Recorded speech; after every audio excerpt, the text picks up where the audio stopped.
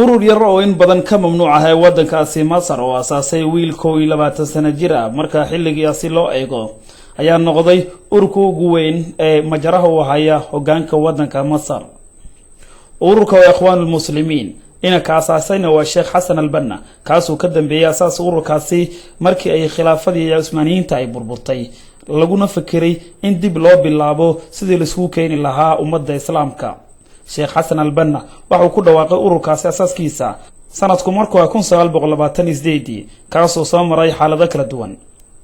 ururka dhammaan hawlihiisa waa laga mamnuucay gudaha dalka Masar kaasoo ka dambeeyay hogaamiyihii kaligii taliyaha ahaa ee xilka shacabka ay ka tuureen sanadkii la soo dhaafay.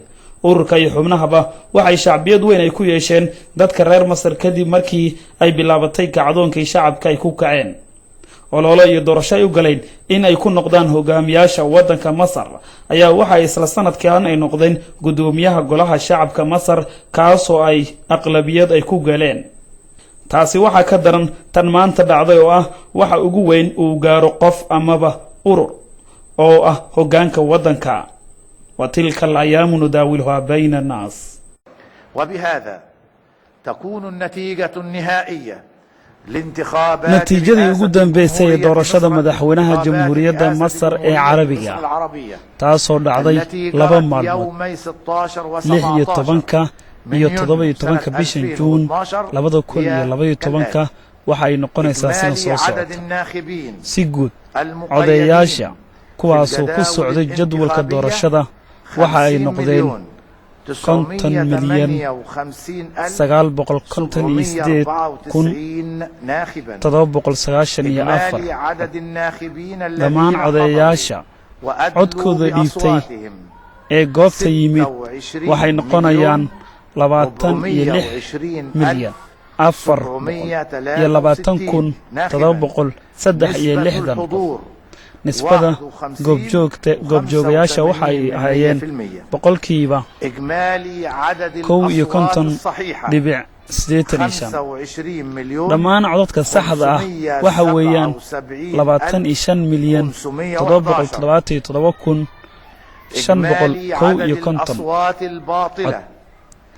dhammaan codadka halaaway iyagana waxay noqonayaan 843,252 cod.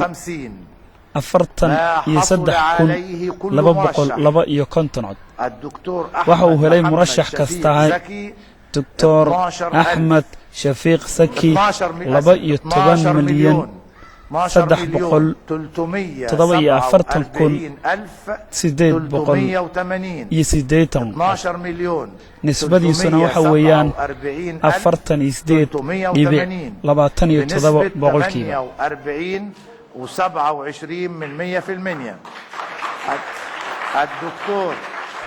دكتور محمد مرسي عيسى العياط وحوه لي 13 مليون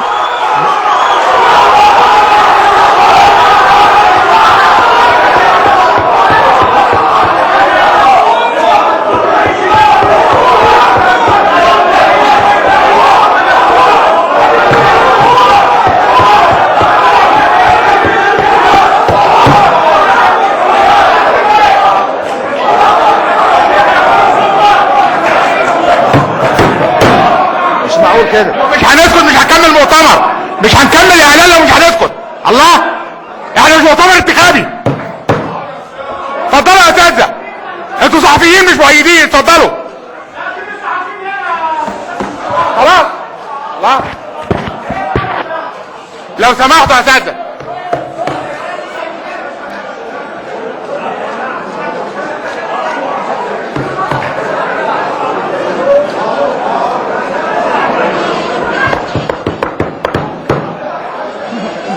تفضل يا معلم مستشار. ما حصل عليه دكتور محمد مرسي عيسى العياط وحوه لي 13,730,130 cod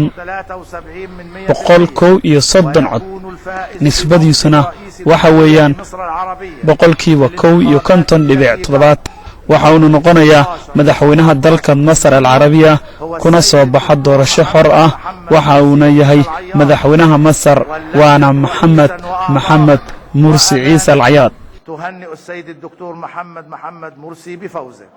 دكتور محمد مرسي عيسى العياط oo maanta noqday madaxweynaha dalka Masar waxa uu dhashay sanadku markuu 1951 29 Agoosto waxaanu ku dhashay tuulo lagu magacaabo Al-Cadwa oo ka tirsan gobolka Sharqiya waxaanu ku soo barbaaray qoys nolosheedu meel dhaxaad tahay aabihiis waa beeraley hooyadiisuna waa guri joogto waxaana yahay curudkooda reerkaasi waxaana ka soo mid noqday ciidanka qalabka sida ee dalka Masar waxuu darajada cilmiyeed ee ka helay darajada baccalaureate ama digriida jaamacadda Qaahira waliba kulliyadda engineeringa darajada Masar tan waxuu ka diyaariyay isla takhasuskaasi kadib ayaa wuxuu dhoofay wadankaasi Mareykanka sanadku markuu 1982 halkaas uu darajada PhD-dan ku soo diyaariyay waxauna marar badan uu galay xabsi taas oo sabab u ahaa maamulkii hore ee dhacay ee horkacay Xusni Mubaarak Fiido Maxamuud Fiido TV قرك SNTV الخرطوم. تحمل المسؤولية